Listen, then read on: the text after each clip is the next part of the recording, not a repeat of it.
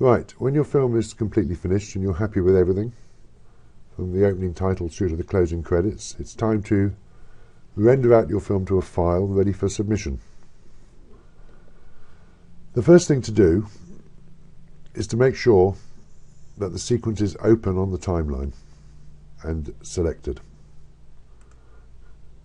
You can tell it's selected because it'll have a yellow line around it once you've selected it. If you can't see it on your timeline, you will find it in your project folder.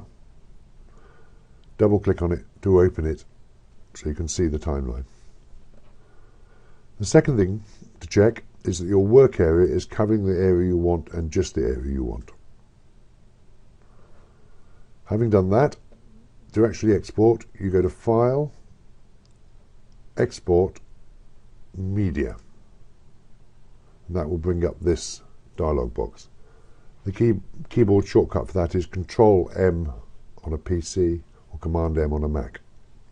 First thing to check, set the format to H.264. That, I think, is the best codec for our purposes. What that gives you access to is a whole lot of presets. Looks a bit confusing at first, and the scrolling is really annoying because you have to just either keep clicking or hold your left mouse button down while it scrolls down. And the one I'm going to recommend is very near the bottom, and that's YouTube HD 1080p 25. You can experiment with others. Feel free to try, see what you like, but remember you've got to keep the file size down below the capacity of whatever you're submitting it on, and at the same time you don't want to go to a lower quality and lose too much video quality so we can't see how good the film is.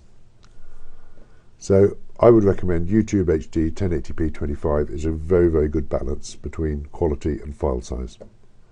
So if you select that, the final thing you have to do is change the output name and decide where you're going to save it and what you're going to call it. So you click on the yellow text, which it gives you by default.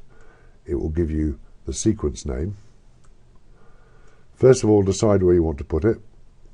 Let's say in this example we're going to put it straight onto the desktop, and then we give it a name.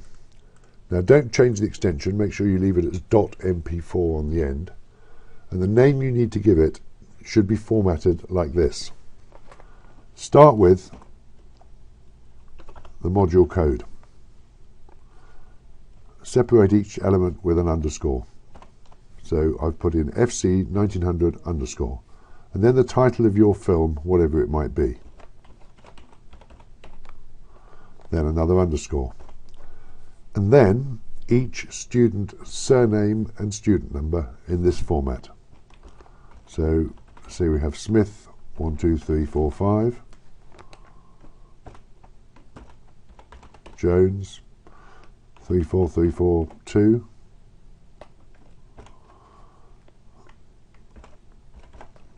Blogs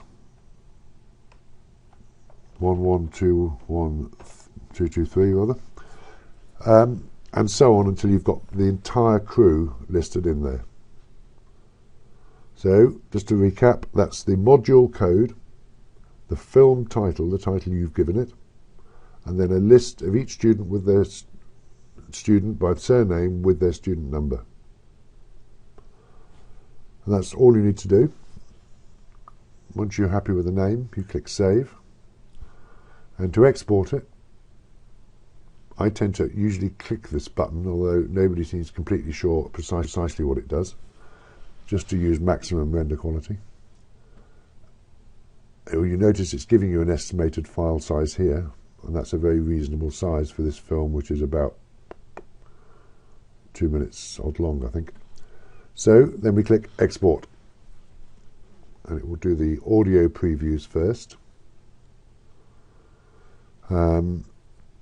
How long this takes depends entirely, obviously, on how long your film is, but also how complex it is, how many layers you've got, what other elements you've got, what titling you've got, because basically it's rendering everything at the highest quality as it goes.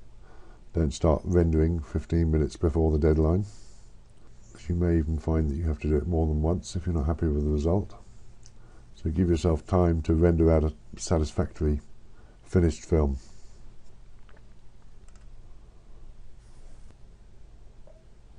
And when the render is finished, you will have your file ready for upload to YouTube and to copy to your portable media to hand in with your submission. Any questions, contact me.